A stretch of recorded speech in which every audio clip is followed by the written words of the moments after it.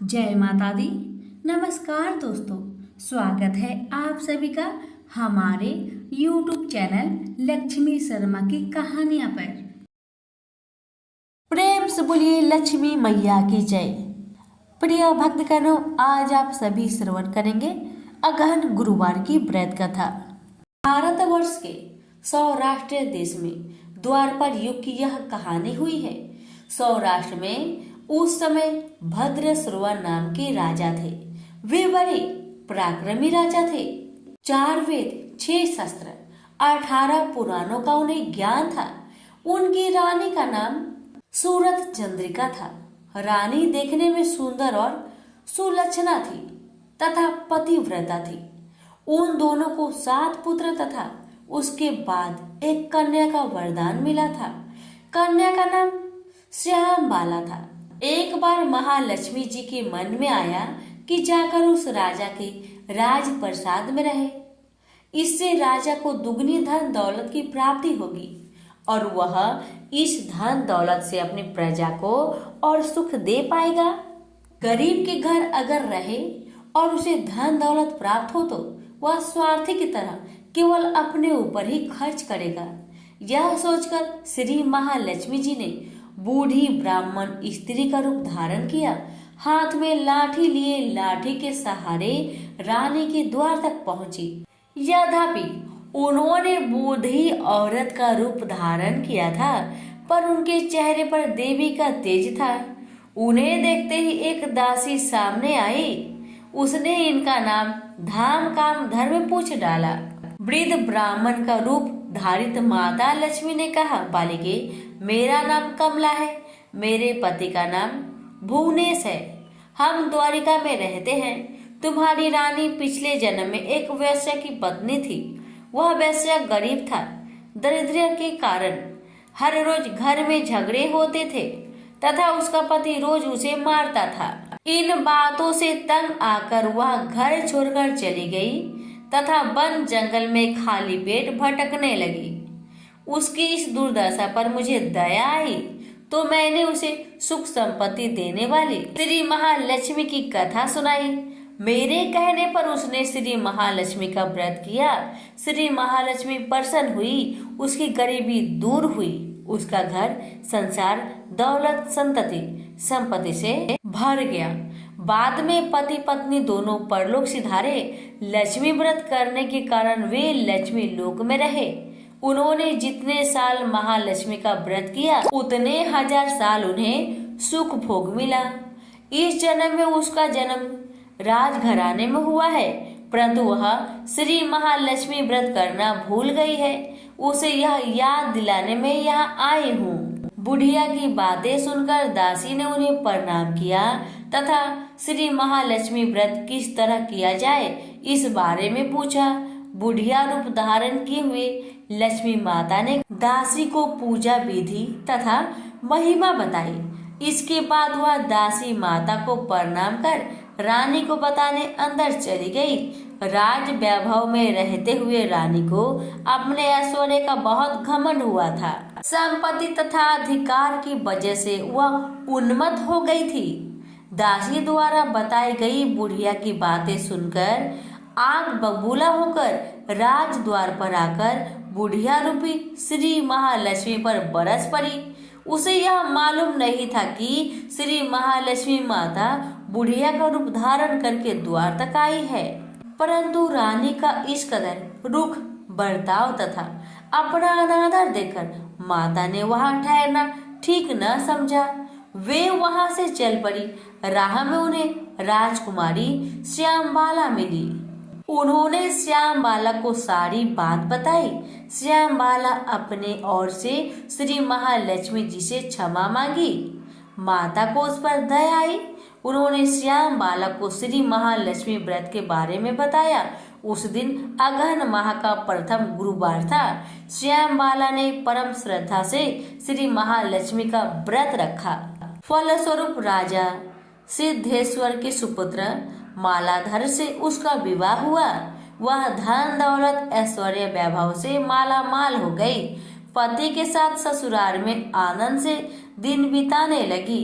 इधर श्री महालक्ष्मी रानी पर प्रकोप हुआ।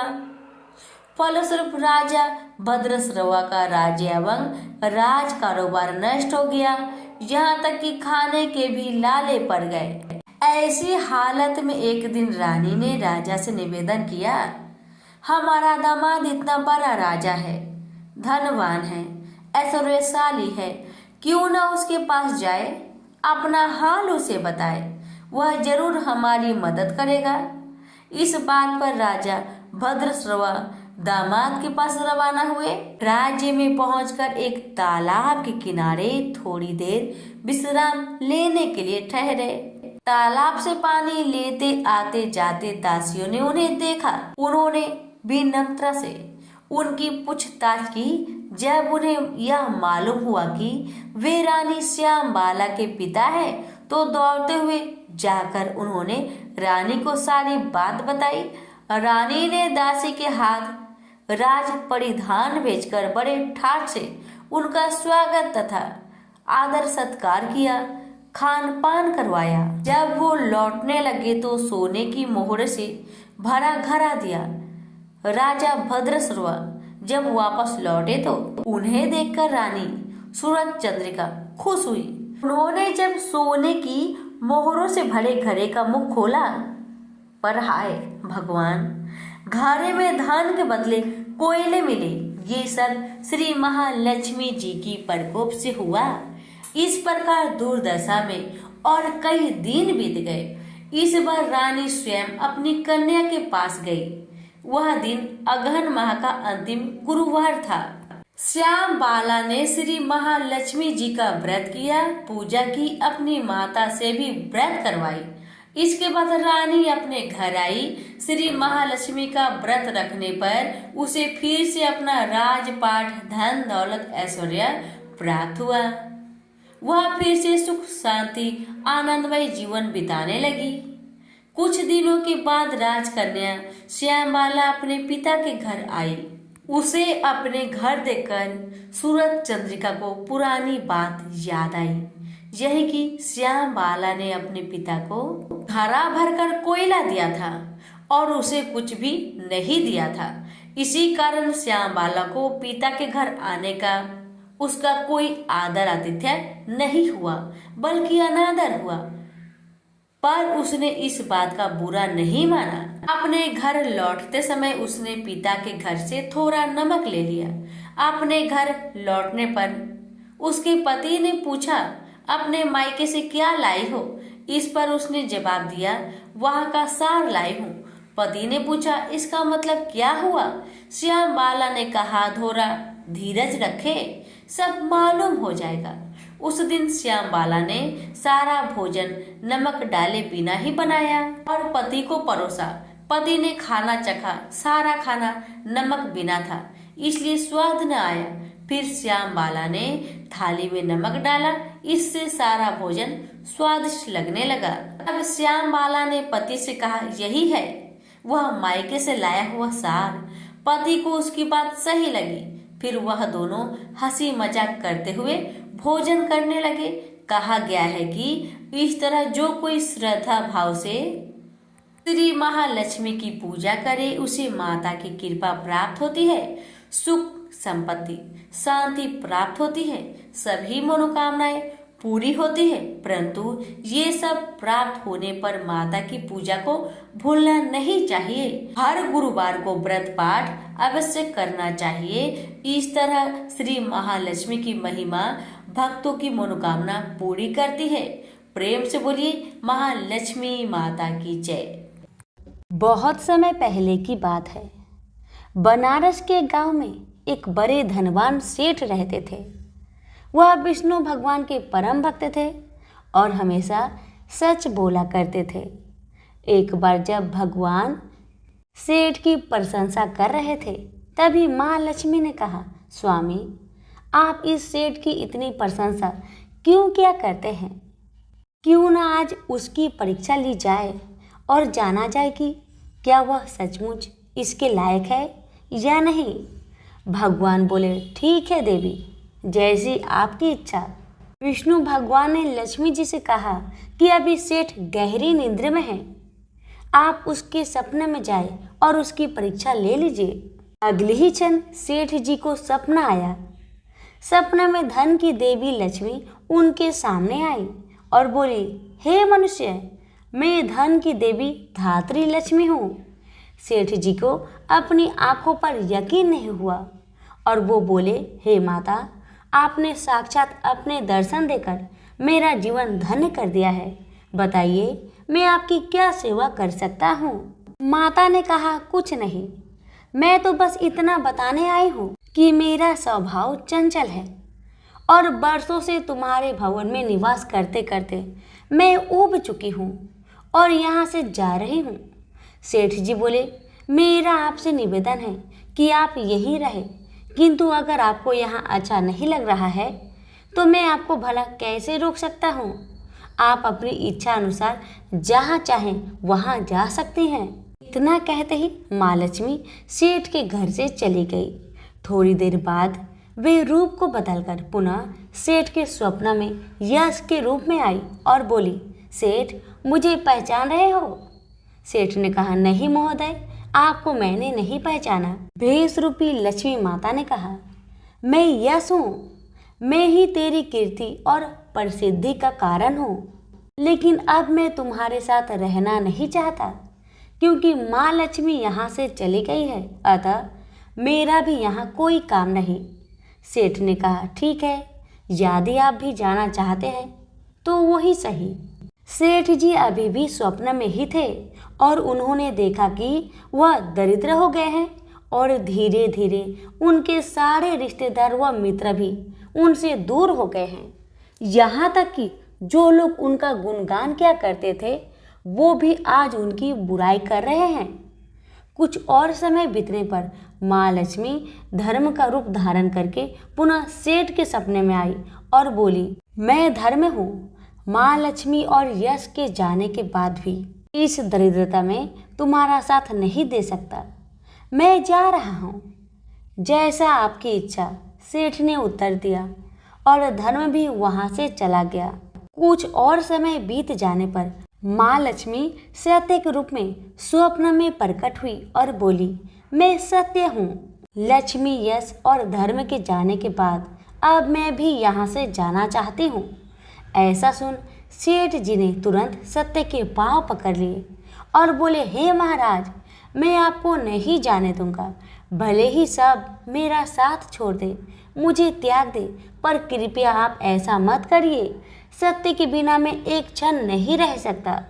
यदि आप चले जाएंगे तो मैं तत्काल ही अपना प्राण त्याग दूंगा। लेकिन तुमने बाकी तीनों को बड़ी आसानी से जाने दिया, उन्हें क्यों नहीं रोका?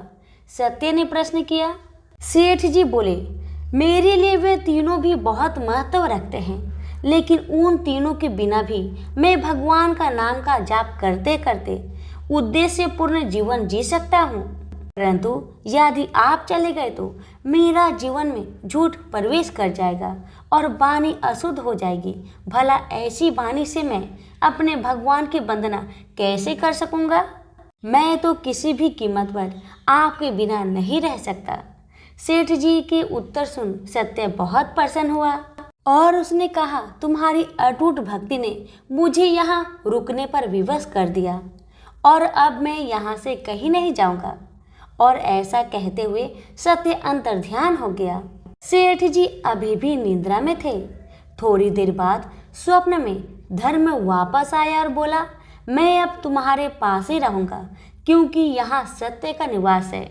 सेठ जी ने प्रसन्नतापूर्वक धर्म का स्वागत किया। उसके तुरंत बाद यश भी लौट आया और बोला, जहाँ सत्य और धर्म है वहाँ यश स्वतः ही आ जाता है, इसलिए अब मैं भी तुम्हारे साथ ही रहूंगा। सेठ जी ने यश की भी आवभगत की और अंत में माँ लक्ष्मी आई। उन्हें देखते ही सेठ जी नतमस्तक होकर बोले, हे देवी, क्या आप भी पुनः मुझ पर कृपा करेंगी? अवश्य, जहाँ सत्य, धर्म और यश हो वहाँ मेरा वास निश्चित है, माँ लक्ष्मी ने उत्तर दिया।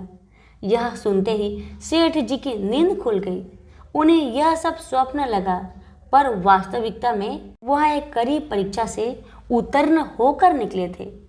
मेरे प्यारे दोस्तों, हमें भी हमेशा याद रखना चाहिए कि जहाँ सत्य का निवास होता है वहाँ यश, धर्म और लक्ष्मी का निवास स्वतः ही हो जाता है। सत्य है तो सिद्धि, प्रसिद्धि और समृद्धि है। प्रेम से बोलिए लक्ष्मी नारायण की जय। एक बूढ़ा ब्राह्मण था। वह प्रतिदिन नित्य नियम के साथ पीपल को जल से सींचा करता था। उस बूढ़ा व्यक्ति के नित्य नियम से रोज पीपल देव को जल से सींचना देखकर माँ लक्ष्मी अति प्रसन्न हो गई। अब माँ लड़की एक कन्या का भेष में पीपल के वृक्ष से निकलती और बूढ़े ब्राह्मण से कहती, पिताजी मैं आपके साथ चलूंगी। हर रोज बूढ़ा ब्राह्मण के साथ ऐसा ही होने लगा। जब भी बूढ़ा ब्राह्मण पीपल को जल से सींचने आता तभी पीपल के वृक्ष में से एक कन्या निकलकर बाहर आती और कहती, पिताजी मैं आपके साथ चलूंगी। अब एक ही बात रोज सुन सुनकर बूढ़ा ब्राह्मण सूखने लगा, दिन ब दिन कमजोर होने लगा। तो उसकी पत्नी ने पूछा, क्या बात है, आपका तबीयत दिन ब दिन खराब क्यों हो रहा है? कोई बात है तो मुझे बताइए। पत्नी की बात सुन तब बूढ़ा ब्राह्मण बोला कि मैं हर रोज जब भी पीपल को सींचने जाता हूँ ना तभी पीपल के वृक्ष में से एक कन्या निकलकर बाहर आती है और मुझसे कहती है, पिताजी मैं आपके साथ चलूंगी। पति की बात सुन पत्नी कहने लगी, तो कल उसे अपने घर ले आइएगा, जहाँ आपकी 6 लड़कियां हैं वहाँ और एक ही सही। पत्नी की बात मानकर अगले दिन सुबह बूढ़ा ब्राह्मण फिर पीपल को जल से सींचने गया और फिर से वह लड़की बाहर आई और कहने लगी, पिताजी मैं आपके साथ चलूंगी। तब बूढ़ा ब्राह्मण ने कहा, ठीक है चलो फिर। और ब्राह्मण उस बिटिया को अपने घर ले आया। बिटिया को घर लाने के बाद बूढ़ा ब्राह्मण आटा मांगने गया तो उसे पहले के दिनों की अपेक्षा आज ज्यादा आटा मिली थी। जब बुढ़िया वह आटा छानने लगी तो 7वीं बिटिया जो पीपल वृक्ष से आई थी वह बिटिया कहने लगी, माँ लाओ आटा को मैं छान देती हूँ। जब वह आटा छानने बैठी तो परात भर गई। उसके बाद माँ खाना बनाने जाने लगी तो बिटिया बोली, माँ आज रसोई तो मैं ही बनाऊंगी। बिटिया की बात सुन माँ कहने लगी, ना बेटी ना, तुम्हारी हाथ जल जाएगी। लेकिन लड़की नहीं मानी। वह रसोई में खाना बनाने गई तो उसने तरह तरह के 3600 व्यंजन बना डाले और आज सभी भरपेट खाना खाए। इससे पहले बूढ़े ब्राह्मण के परिवार को कभी भी पेट भर के भोजन नहीं मिलता था। कभी आधा ही पेट खाते तो कभी बिन खाए ही सो जाते थे। लेकिन आज उन सभी ने भर भर पेट भोजन खाए। मामा कहने लगा, आज तो भरपेट खाना खाया और ऐसा भोजन तो इससे पहले मैंने कभी भी नहीं खाया है। तब बुढ़िया कहने लगी कि भाई ये भोजन तो तेरी पावनी बहन ने बनाया है।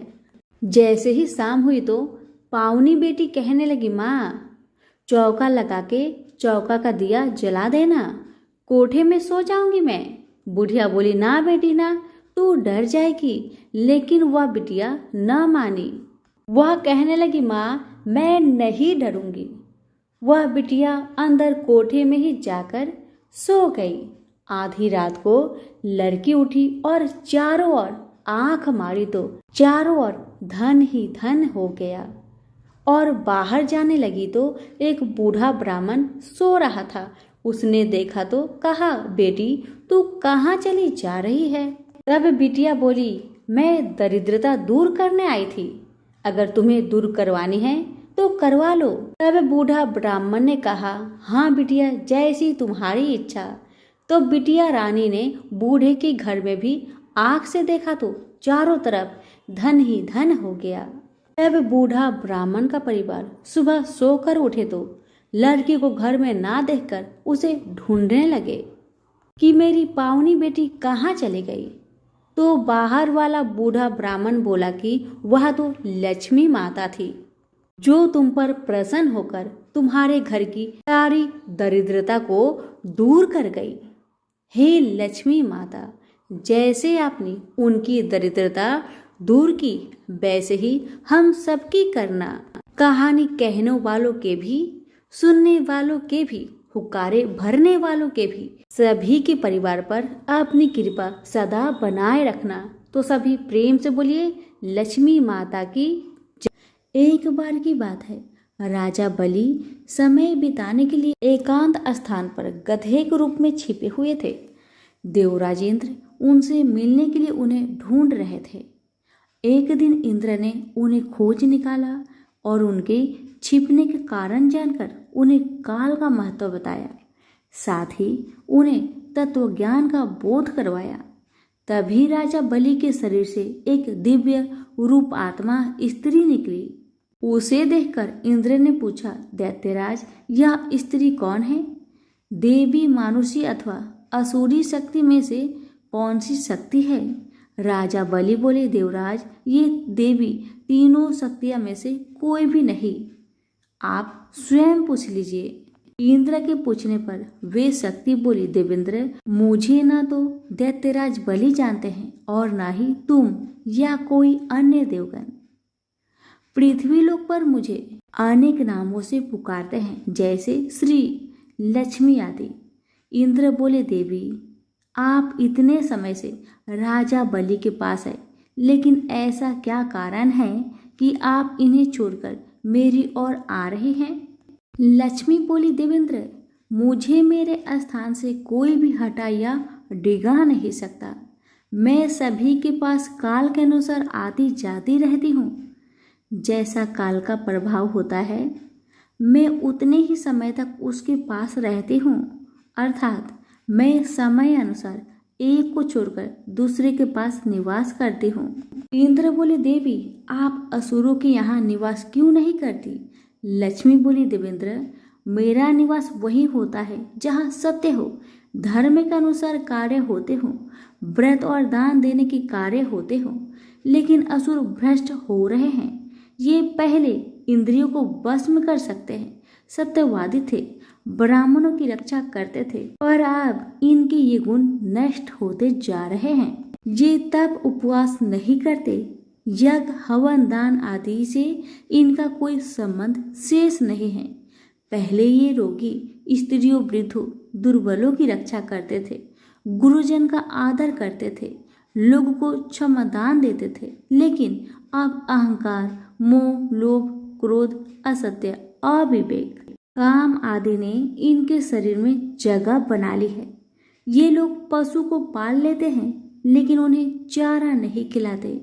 उनका पूरा दूध निकाल लेते हैं, पर पशुओं के बच्चे भूख से चिल्लाते हुए मर जाते हैं। ये अपने बच्चों का पालन करना भूलते जा रहे हैं। इनमें आपसी भाईचारा समाप्त हो गया है।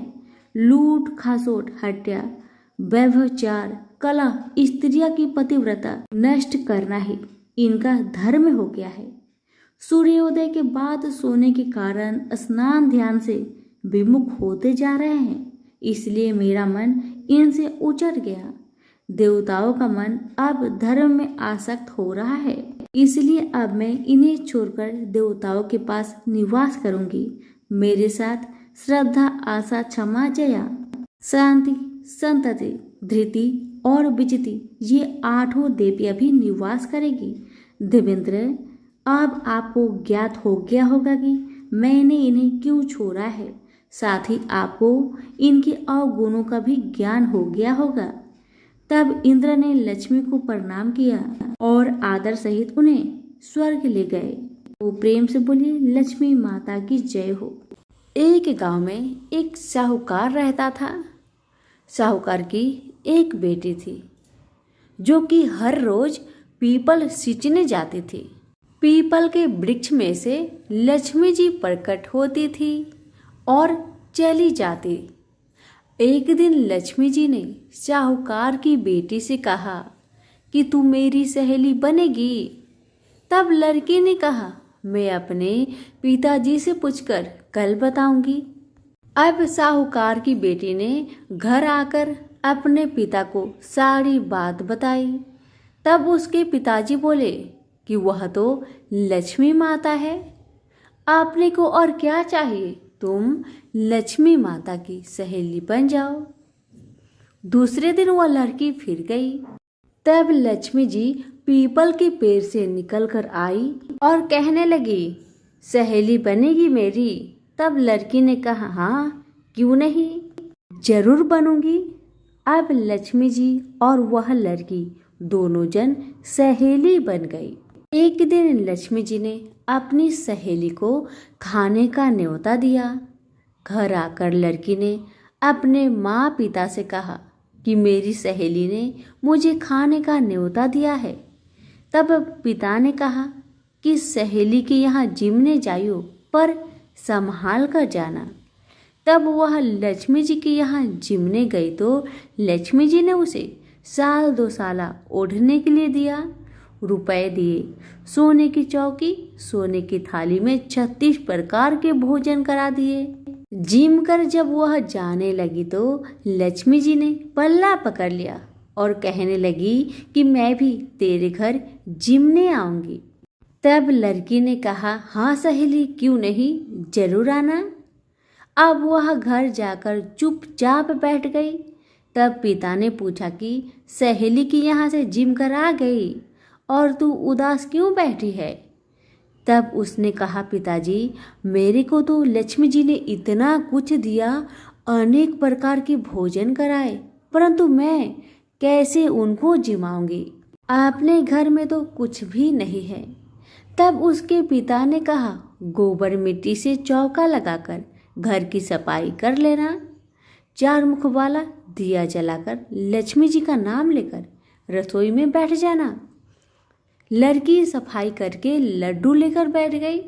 उसी समय एक रानी नहा रही थी। उसका 9 लखा हार चील उठाकर ले गई और उसके घर वह 9 लखा हार डाल गई और उसका लड्डू ले गई। बाद में वह हार को तोड़कर बाजार में गई और सामान लाने लगी तो सुनार ने पूछा कि क्या चाहिए। तब उसने कहा कि सोने की चौकी, सोने के थाल, साल 2 साला दे दे, मोहर और सामग्री दे, 36 प्रकार का भोजन हो जाए इतना सामान दे। सारी चीजें लेकर बहुत तैयारी करी और रसोई बनाई। तब गणेश जी से कहा कि लक्ष्मी जी को बुलाओ। आगे आगे गणेश महाराज, पीछे पीछे लक्ष्मी जी आई। उसने फिर चौकी डाल दी और कहा, सहेली चौकी पर बैठ जा।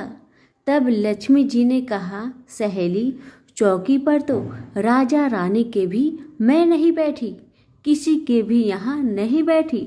तो उसने कहा, पर मेरे यहाँ तो तुम्हें बैठना ही पड़ेगा। फिर लक्ष्मी जी चौकी पर बैठ गई। तब उसने बहुत खातिर की, जैसे लक्ष्मी माता ने करी थी वैसे ही उसने भी करी। लक्ष्मी जी उस पर बहुत प्रसन्न हुई और घर में खूब रुपए एवं लक्ष्मी हो गई। साहूकार की बेटी ने कहा, मैं अभी आ रही हूँ, तुम यहीं पर बैठी रहना। और वह चली गई। लक्ष्मी जी गई नहीं और चौकी पर बैठी रही। उसको बहुत दौलत दी। हे लक्ष्मी माता, जैसे आपने साहूकार की बेटी को दिया वैसे सबको देना। कहानी सुनते, हुक्कारा भरते अपने सारे परिवार को देना, पीहर में देना, ससुराल में देना, बेटे पोते को देना। हे लक्ष्मी माता, सबका कष्ट दूर करना, दरिद्रता दूर करना, सबकी मनोकामना को पूर्ण करना। तो प्रेम से बोलिए लक्ष्मी माता की जय हो। एक गांव में एक गरीब ब्राह्मण रहता था। वह हर दिन विधि विधान से भगवान विष्णु का आराधना करता था। एक दिन उसकी भक्ति से प्रसन्न होकर भगवान विष्णु ने उसे दर्शन दिए और ब्राह्मण से एक वरदान मांगने के लिए कहा। तब ब्राह्मण ने उसके घर मां लक्ष्मी का निवास होने की इच्छा जाहिर की। तब भगवान विष्णु ने ब्राह्मण को लक्ष्मी प्राप्ति का मार्ग बताया। भगवान विष्णु ने कहा कि मंदिर के सामने एक स्त्री आती है और वह यहाँ आकर उपले थापती है। तुम उसे अपने घर आने का आमंत्रण देना, वह माँ लक्ष्मी है। भगवान विष्णु ने ब्राह्मण से कहा, जब माँ लक्ष्मी स्वयं तुम्हारे घर पधारेगी तो घर धन्य धान्य से भर जाएगा। यह कहकर भगवान विष्णु अंतर ध्यान हो गए। अगले दिन ब्राह्मण सुबह सुबह ही मंदिर के पास बैठ गया। लक्ष्मी माँ उपले थापने के लिए आई और ब्राह्मण ने उनसे घर आने का निवेदन किया। ब्राह्मण की बात सुनकर माता लक्ष्मी समझ गई कि यह विष्णु जी के कहने पर ही हुआ है। लक्ष्मी जी ने ब्राह्मण से कहा कि मैं तुम्हारे साथ चलूंगी, लेकिन तुम्हें पहले महालक्ष्मी व्रत करना होगा। 16 दिन तक व्रत करने और 16वें दिन चंद्रमा को अर्घ्य देने से तुम्हारी मनोकामना पूरी हो जाएगी। ब्राह्मण ने माँ लक्ष्मी के कहे अनुसार व्रत किया और माँ लक्ष्मी को उत्तर दिशा की ओर मुख करके पुकारा। इसके बाद माँ लक्ष्मी ने अपना वचन पूरा किया। माना जाता है कि तभी से महालक्ष्मी व्रत की परंपरा शुरू हुई थी। प्रेम से बोलिए लक्ष्मी माता की जय। दूसरी कथा। एक बार महालक्ष्मी का त्योहार आया। हस्तिनापुर में गांधारी ने नगर की सभी स्त्रियों को पूजा का निमंत्रण दिया, परंतु कुंती से नहीं कहा। गांधारी के 100 पुत्रों ने बहुत सी मिट्टी लाकर एक हाथी बनाया और उसे खूब सजाकर महल में बीचों बीच स्थापित किया। सभी स्त्रियां पूजा के थाल लेकर गांधारी के महल में जाने लगी। इस पर कुंती बड़े उदास हो गई। जब पांडवों ने कारण पूछा तो उन्होंने बता दिया कि मैं किसकी पूजा करूं। अर्जुन ने कहा, माँ तुम पूजा की तैयारी करो, मैं तुम्हारे लिए जीवित हाथी लाता हूँ। इधर माता कुंती ने नगर में ढिंढोरा पिटवा दिया और पूजा की विशाल तैयारी होने लगी। उधर अर्जुन ने बाण के द्वारा स्वर्ग से इरावत हाथी को पिला लिया। इधर सारे नगर में शोर मच गया कि कुंती के महल में स्वर्ग से इंद्र का इरावत हाथी पृथ्वी पर उतार कर पूजा जाएगा। समाचार को सुनकर नगर के सभी नर नारी, बालक एवं वृद्धों की भीड़ एकत्र होने लगी। उधर गांधारी के महल में हलचल मच गई। वहां एकत्र हुई सभी महिलाएं अपनी अपनी थालियां लेकर कुंती की महल की ओर जाने लगी। देखते ही देखते कुंती का सारा महल ठसाठस भर गया। माता कुंती ने एरावत को खड़ा करने हेतु अनेक रंगों के चौक पुरवाकर नवीन रेशमी वस्त्र बिछवा दिए। नगरवासी स्वागत की तैयारी में फूलमाला, अबीर, गुलाल, केसर हाथों में लिए पंक्तिबद्ध खड़े थे। जब स्वर्ग से इरावत हाथी पृथ्वी पर उतरने लगा तो उसके आभूषणों की ध्वनि गूंजने लगी। ऐरावत के दर्शन होते ही जय जयकार के नारे लगने लगे। सायंकाल के समय इंद्र का भेजा हुआ हाथी ऐरावत माता कुंती के भवन के चौक में उतर आया। तब सब नर नारियां ने पुष्पमाला, अबीर, गुलाल, केसर आदि सुगंधित पदार्थ चढ़ाकर उसका स्वागत किया। राज्य पुरोहित द्वारा ऐरावत पर महालक्ष्मी जी की मूर्ति स्थापित करके वेद मंत्र उच्चारण द्वारा पूजन किया गया। नगर वासियों ने भी महालक्ष्मी पूजन किया। फिर अनेक प्रकार के पकवान लेकर ऐरावत को खिलाए और यमुना का जल उसे पिलाया गया। राज्य पुरोहित द्वारा कौशित वाचन करके महिलाओं द्वारा महालक्ष्मी का पूजन करवाया गया। प्रेम से बोलिए महालक्ष्मी माता की जय। विष्णु भगवान की 3 पत्नियां थी, लक्ष्मी, सरस्वती और गंगा। तीनों बड़ी गुणवती और सौम्य हृदया थी, पर तीनों की अलग अलग प्रकृति थी। तीनों भगवान विष्णु के प्रति मन में अनन्य प्रेम रखती थी। स्वयं विष्णु भगवान भी तीनों को अनन्य प्रेम करते थे। भगवान विष्णु ने अपनी तीनों पत्नियों को समान अधिकार प्रदान कर रखा था। तीनों बड़ी स्वतंत्रता के साथ अपने अपने अधिकारों का उपभोग कर रही थी, पर प्रकृति के भिन्नता के कारण सरस्वती के मन में संदेह पैदा हो उठा कि विष्णु मेरी अपेक्षा गंगा को अधिक प्रेम करते हैं। जब संदेह उत्पन्न हो गया तो ईर्ष्या भी पैदा हो उठी। सरस्वती गंगा से जलने लगी। बात बात में उन्हें खरी खोटी सुनाने लगी। गंगा कुछ बोलती नहीं थी, वे चुपचाप सुन लिया करती थी। लक्ष्मी को सरस्वती का व्यवहार अच्छा नहीं लगा। उन्होंने अवसर पाकर सरस्वती से कहा, बहन सरस्वती, तुम जब देखो गंगा को खरी खोटी सुनाती रहती हो। तुम यह अच्छा नहीं कर रही। मेरी बात मानो, गंगा को जली कौटी सुनाना बंद कर दो। लक्ष्मी की नेक सलाह सरस्वती को अच्छी नहीं लगी। उनके हृदय में ईर्ष्या की आग जल रही थी। उन्होंने सोचा कि लक्ष्मी गंगा का पक्ष ले रही है, अतः उनके हृदय की आग और भी अधिक भड़क उठी। वे क्रोध भरे स्वरों में बोली, लक्ष्मी, तुम गंगा का पक्ष लेकर मेरा अपमान कर रही हो। मैं इसे सहन नहीं कर सकती। मैं तुम्हें श्राप देती हूँ, तुम नदी बनकर धरती पर प्रवाहित हो जाओ। लक्ष्मी बड़ी शांत प्रकृति की थी। वे सरस्वती के श्राप को सुनकर भी शीतल बनी रही। उन्होंने न तो श्राप का प्रतिवाद किया और न उनके प्रति मुख से कठोर शब्द भी निकले। ऐसा लगा जैसे उनके लिए कुछ हुआ ही ना हो। पर गंगा को सरस्वती का श्राप अच्छा नहीं लगा। वे सरस्वती के श्राप को सुनकर उत्तेजित हो उठी और क्रोध भरे स्वरों में बोली, सरस्वती, तुमने लक्ष्मी को श्राप देकर बड़ा अनुचित कार्य किया है। वे तो तुम्हारे श्राप को सुनकर चुप रही, पर मैं चुप नहीं रह सकती। मैं तुम्हें भी श्राप देती हूँ, तुम भी नदी बन जाओ और धरती पर जाकर प्रवाहित हो। यह सुनकर सरस्वती के मन की आग और भी अधिक भड़क उठी। वे क्रोध भरे स्वरों में बोली, मैं तो नदी बन जाऊंगी, पर तुम भी बैकुंठ में नहीं रह सकती। मैं भी तुम्हें श्राप दे रही हूँ, तुम भी नदी बन जाओ और धरती पर जाकर प्रवाहित हो। इस प्रकार भगवान विष्णु की तीनों पत्नियां कलह और ईर्ष्या के कारण एक दूसरे को श्राप देकर दुख का शिकार बन गई। यह सुनकर भगवान विष्णु को बड़ा दुख हुआ। उन्होंने अपनी पत्नियों से कहा, तुम तीनों ने ईर्ष्या के कारण एक दूसरे को श्राप देकर अच्छा नहीं किया। तुम तीनों ने स्वयं अपने लिए दुख को निमंत्रित किया है, अपने ही हाथों से अपना घर को जलाया है। विष्णु की भर्त्सना से तीनों पत्नियां बड़ी दुखी हुई। वे दुख प्रकट करती हुई विष्णु से क्षमा याचना करने लगी। विष्णु ने कहा, तुम तीनों ने एक दूसरे को श्राप दिया है। श्राप के अनुसार तुम तीनों को नदी बनना ही पड़ेगा, नदी बनकर धरती पर जाना ही पड़ेगा। यह सुनकर लक्ष्मी का मन दुख से भर गया। उन्हें विष्णु का वियोग एक क्षण भी सहा नहीं जा रहा था।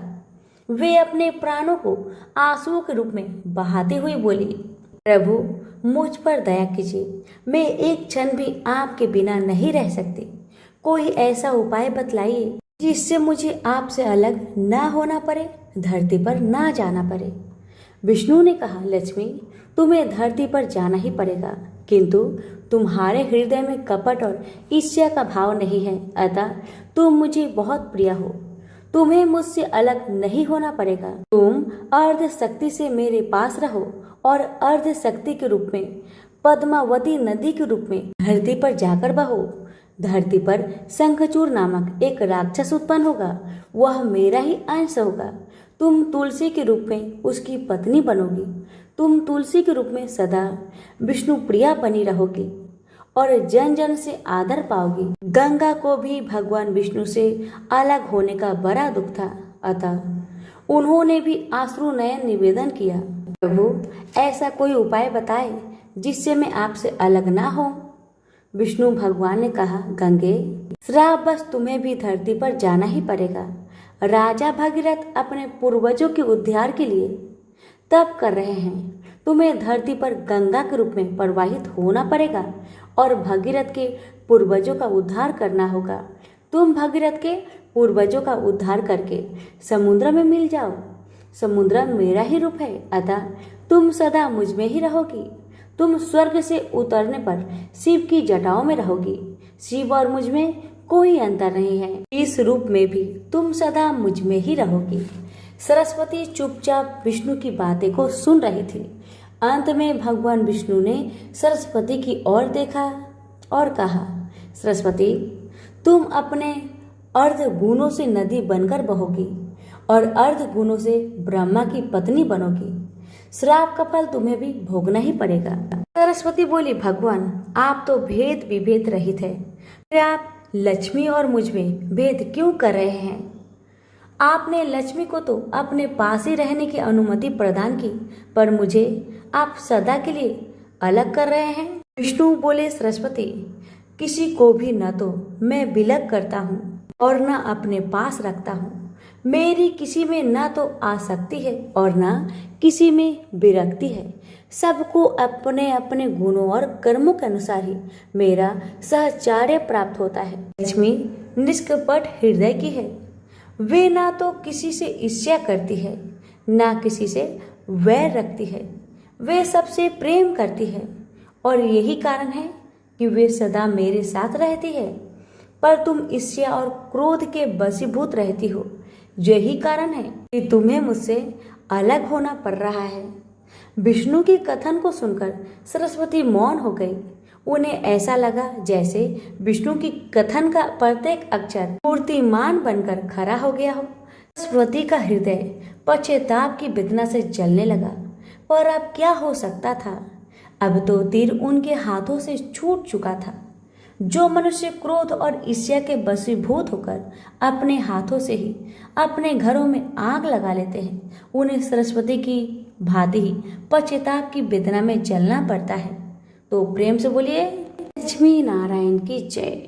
समुद्र मंथन के समय जब लक्ष्मी जी प्रकट हुई, कौस्तुभ मणि और लक्ष्मी जी विष्णु जी को मिले। जब विष्णु जी लक्ष्मी जी को अपनी पत्नी के रूप में स्वीकार करने लगे, तब लक्ष्मी जी ने कहा, मेरी एक बड़ी बहन और लक्ष्मी भी है, और सनातन धर्म में कहा गया है कि पहले बड़ी बहन का विवाह होने के बाद ही छोटी बहन का विवाह होता है। आप पहले मेरी बड़ी बहन और लक्ष्मी का विवाह संपन्न कराए। तब एक उद्धालक नामक तपस्वी से विष्णु जी ने और लक्ष्मी का विवाह कर दिया। और लक्ष्मी के लाल नेत्र, दुर्बल शरीर, रूखे बाल थे, किंतु विष्णु जी के वाक्य के अनुसार उद्धालक ने उनसे विवाह किया और उन्हें अपने आश्रम ले गए। आश्रम में हवन सामग्री, वेद मंत्र, इन सब के होने के कारण लक्ष्मी को बहुत परेशानी हुई। उसने कहा, यह स्थान मेरे रहने योग्य नहीं है, जहाँ यज्ञदान आदि अतिथियों का सत्कार और पति पत्नी प्रेम से रहे, मैं वहाँ नहीं रह सकती। जहाँ दिन रात लड़ाई झगड़े हो, अतिथियों का सत्कार ना होता हो, मुझे ऐसा स्थान प्रिय है। तो उद्धालक और लक्ष्मी के साथ उनके लिए निवास स्थान ढूंढने के लिए निकले और उसको एक पीपल के वृक्ष के नीचे बैठा दिया। कहा कि जब तक मैं वापस ना लौटूं तब तक तुम यहीं पर रहना। जैसे ही कुछ समय बीत गया, लक्ष्मी वहीं बैठी रही, किंतु उद्धालक वापस नहीं आए। लक्ष्मी ने विलाप करना शुरू किया और उसका विलाप सुनकर लक्ष्मी जी ने विष्णु जी से कहा कि मेरी बहन किसी परेशानी में है, उसके रुदन की आवाज आ रही है। तब विष्णु जी और लक्ष्मी के पास आए और विष्णु जी ने लक्ष्मी को कहा कि पीपल का वृक्ष भी मेरा ही रूप है, तुम इसी वृक्ष पर निवास करो।